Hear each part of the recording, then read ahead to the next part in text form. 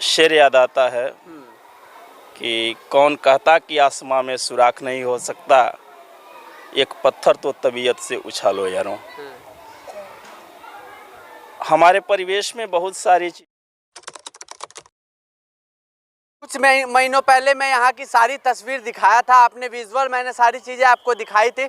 सारे विद्यालयों में मैंने इस विद्यालय में जितनी भी क्लासेस चलती हैं, जितने भी चीज़ें यहाँ व्यवस्थित तरीके से हैं, और जो अनदर विद्यालय से अगर कंपैरिजन किया जाए, जो प्राइमरी विद्यालय हैं उनसे कंपैरिजन किया जाए, तो यहाँ पे कहीं ना कहीं मेरे देखने में बहुत ही बेस्ट है। ज़रा यहाँ की तस्वीर दिखा दीजिए, मैंने पिछले वीडियो में आपको दिखाया था। बाकी यहाँ पे कुछ हमारे साथ टीचर मौजूद है, उनसे बात करेंगे, बताएंगे आपको कैसे इन्होंने इतने क्रिएटिविटी तरीके से सोचा कि कैसे इस विद्यालय को अलग करना चाहिए। सर, आपका परिचय और नाम और किस पद पे हैं यहाँ पे? मेरा नाम धनु चौहान है, मैं यहाँ पर प्रभारी प्रधानाध्यापक पद पर हूँ जी। सर, इस विद्यालय को इतना अट्रैक्टिव तरीके से और विद्यालयों के कंपैरिजन में अलग बनाने में कितना समय लगा और क्या सोच के सर ऐसे किया आपने? जैसे कहा जाता है कि किसी जगह आप पहली बार जब जाते हैं और वहाँ के दृश्य को देखते हैं और जब मन को छू लेता है तो हमेशा अच्छा लगता है। तो हमने सोचा कि जब विद्यालय हमारा, जब हम लोग आए तो विद्यालय तो बंद था और कुछ भी नहीं था, तो हमने कहा कि शिक्षा के साथ साथ ऐसी व्यवस्था दिया जाए कि विद्यालय देखने में भी सुंदर लगे, सूरत और सीरत दोनों अच्छी लगे।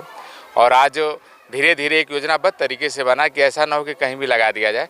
योजना बनाया गया कि जो कौन चीज़ कहाँ रहेगा उस स्थिति से व्यवस्थित किया गया और आज हमारा विद्यालय बहुत सुंदर लग रहा है। देखिए, आप तस्वीरों में आपने देखा होगा कितना इस विद्यालय में हर एक चीज़ सुव्यवस्थित तरीके से है। सर, क्या कैसे आप लोग के पास इतनी एनर्जी आती है? मैंने, आप लोग अभी पढ़ा रहे थे तो मैंने देखा कि बहुत कुछ अलग तरीक़ों से आप लोग का पढ़ाना कैसे कर पाते हैं सर? ये सर माहौल पे डिपेंड करता है। माहौल जैसा रहेगा वैसे मतलब पढ़ाई का भी माहौल बनेगा। क्या कहेंगे सर? सबसे पहले तो बहुत बहुत धन्यवाद, आभार आप लोगों का कि हमारे इस विद्यालय में आप पहुँचे। ज़्यादा कुछ तो नहीं कहना चाहूँगा, एक शेर याद आता है कि कौन कहता कि आसमां में सुराख नहीं हो सकता, एक पत्थर तो तबीयत से उछालो यारों। हमारे परिवेश में बहुत सारी चीज़ें हम देखते हैं और हमारा दैनिक जीवन तमाम सारी चीज़ों से पूरा होता है और उनका निर्माण जो है विभिन्न फैक्ट्रियों में होता है। और जहाँ तक मैं समझ पाता हूँ, यह भी एक फैक्ट्री ही है जहाँ पर हम एक नए भारत का निर्माण कर रहे हैं। और उस नए भारत के निर्माण के परिप्रेक्ष्य में हमें बहुत सारी नई नई चीज़ें करनी होती हैं। और यह शिक्षा जब हम नए ढंग से अपने बच्चों को नए अंदाज में जब देते हैं तो यही बच्चे आगे चल कर के देश का नए ढंग से निर्माण करते हैं। जैसे कहा जाता है कि एक विद्यार्थी जीवन में अध्यापक का बहुत बड़ा रोल होता है।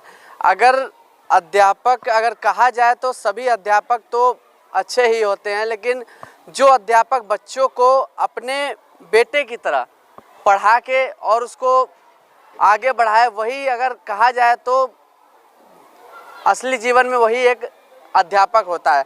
कैसे हैं सर? अध्यापक का जो मुख्य काम है शिक्षा देना और बच्चों को हर तरह से उनको आगे बढ़ाना, या फिर कह लीजिए कि सर्वांगीण विकास करना, जिसमें शिक्षा, स्वास्थ्य और पढ़ाई लिखाई सब उसमें शामिल है।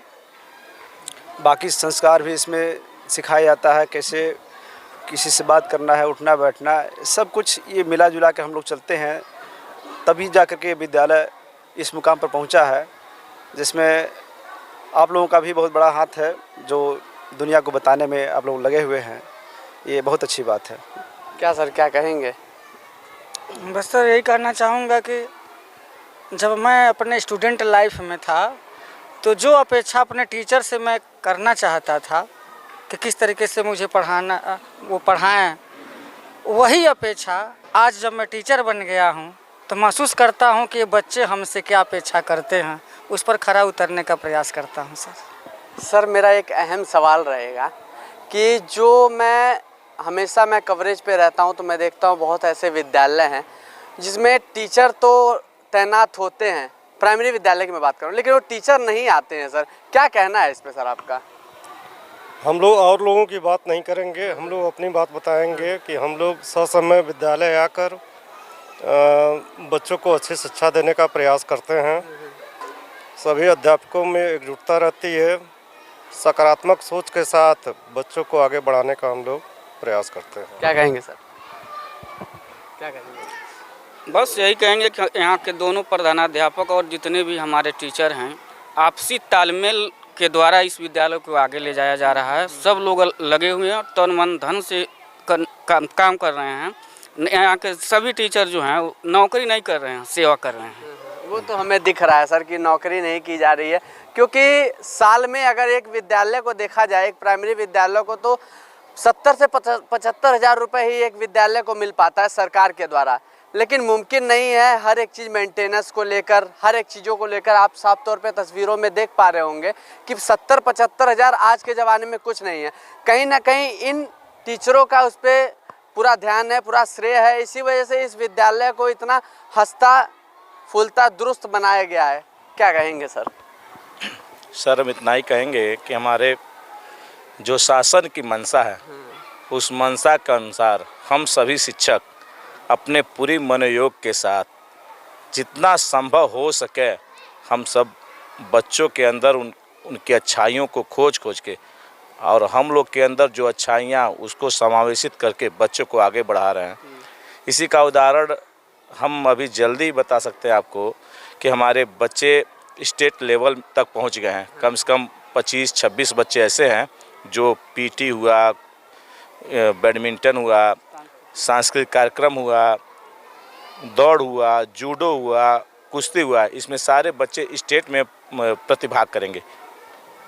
हमारे विद्यालय में तरह तरह की गतिविधियों के अनुसार बच्चों को डेवलप किया जा रहा है।